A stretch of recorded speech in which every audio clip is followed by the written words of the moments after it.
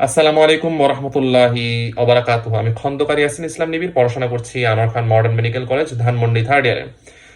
আজকে আমাদের বিষয় হচ্ছে যে মেডিকেল ফার্স্ট ফেজে আমার পছন্দের বিষয় কোনটা ছিল। মেডিকেল ফার্স্ট ফেজে আমার পছন্দের বিষয় ছিল অ্যানাটমি। হ্যাঁ, অনেকের কাছে এটা অবিশ্বাস্য মনে হতে পারে, বাট ট্রুলি অ্যানাটমিটা আমার কাছে অনেক ইন্টারেস্টিং একটা সাবজেক্ট ছিল। অনেকের কাছে অ্যানাটমিটা অনেক ভয়ঙ্কর একটা বিষয়, আবার অনেকের কাছে অনেক ইন্টারেস্টিং বিষয়।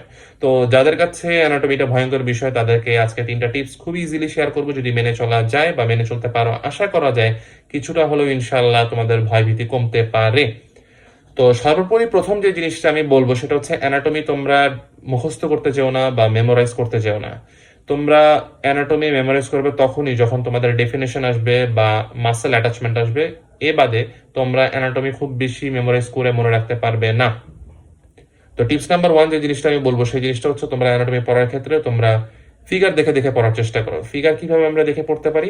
তোমরা এই বইটার সাথে সবাই অনেক অবগত যে নিউটন অ্যাটলাস হিউম্যান অ্যানাটমি যে বইটা রয়েছে, এই বইটা তোমাদেরকে অ্যানাটমি পড়ার ক্ষেত্রে অনেক বেশি হেল্প করবে ইনশাআল্লাহ। পাশাপাশি তোমরা সেলিম রেজা স্যারের অস্টিওলজি যে বইটা রয়েছে সেই বইটাও তোমরা কালেক্ট করতে পারো। ওই বইটাতেও খুব চমৎকার ছবি দেওয়া রয়েছে। টিপস নাম্বার 2 যেটা রয়েছে সেটা হচ্ছে তোমরা অ্যানাটমি পড়ার ক্ষেত্রে যেই ডায়াগ্রাম বা ফিগার দেখছো সেটা সাথে সাথে তোমরা খাতায় এঁকে ফেলার চেষ্টা করো। এটা তোমাদের রিটেন এক্সামের জন্য অনেক বেশি হেল্পফুল হবে।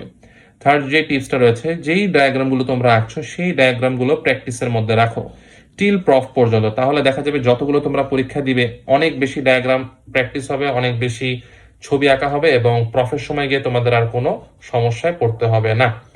তো এই 3টা টিপস যদি তোমরা মেনে চলো, আশা করা যায় ইনশাল্লাহ তোমাদের অ্যানাটমি কিছুটা হলেও সহজ হবে। তারপরে যদি তোমাদের কোনো কোয়েশ্চেন থাকে তোমরা আমাকে কমেন্ট সেকশনে জানাতে পারো। তো তোমাদের সকলের জন্য রইল অনেক অনেক শুভকামনা। তোমরা সবাই ভালো থাকো, সুস্থ থাকো। সকলে আমার জন্য দোয়া করো। আবারও কথা হবে তোমাদের সাথে। আসসালামু আলাইকুম ওয়া রাহমাতুল্লাহি ওয়া বারাকাতুহু।